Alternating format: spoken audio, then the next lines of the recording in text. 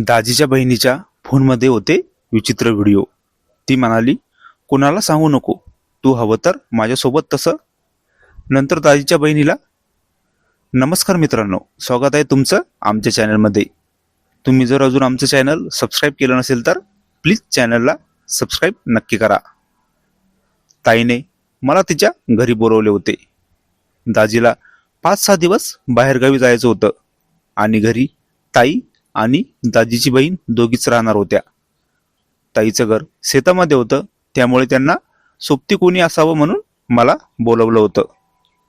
तिथे गेल्यावर मी दाजीला स्टेशनवर सोडून आलो. घरी ताई आणि दाजीची बहीण वर्षा आणि मी तिघे जण होतो. वर्षा 12वी नंतर मेडिकलचा कोर्स करत होती. ती अगोदरपासूनच मला आवडत होती, पण माझी कधी हिंमत झाली नाही तिला बोलायला, कारण मला भीती वाटत होती की जर तिने दाजीला काही सांगितलं तर दाजी काय बोलेल मला, आणि माझी ताई तर. 2 दिवस झाले होते मला दाजीच्या घरी. तिथे काहीच काम नव्हते, दिवसभर फक्त झोपून राहायचे. दाजीची बहीण वर्षा तिच्या स्पेशल रूममध्ये तिचा अभ्यास वगैरे करायची. तेव्हा माझ्याकडे फोन वगैरे नव्हता. दाजीचा फोन वर्षाच्या फोनवर यायचा. एक दिवस दाजीचा फोन आला. त्यांना मला बोलायचं होतं. वर्षाने माझ्याकडे तिचा फोन दिला आणि ती तिच्या रूममध्ये निघून गेली. दाजीसोबत बोलणं झाल्यावर मी वर्षाचा फोन बघितला. वर्षाचा फोन बघता बघता मला तिच्या फोनमध्ये विचित्र असे व्हिडिओ दिसले.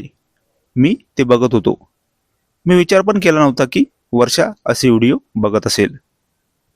मी वर्षाजवळ गेलो आणि तिला ते सर्व दाखवलं. वर्षा घाबरली होती. तिला वाटलं की मी आता दाजीला सांगेल की वर्षाच्या फोनमध्ये तसले. वर्षा मला म्हणाली, प्लीज कोणाला सांगू नको, तू हवं तर माझ्यासोबत तसं. वर्षा मला असं बोलली होती की मला पण तेच हवं होतं, कारण मला ती आवडत होती अगोदरच, आणि मी तिला बोलू शकलो नाही तसं. आता तर माझ्याकडे संधी चालून आली होती. ती संधी मी सोडणार नव्हतो.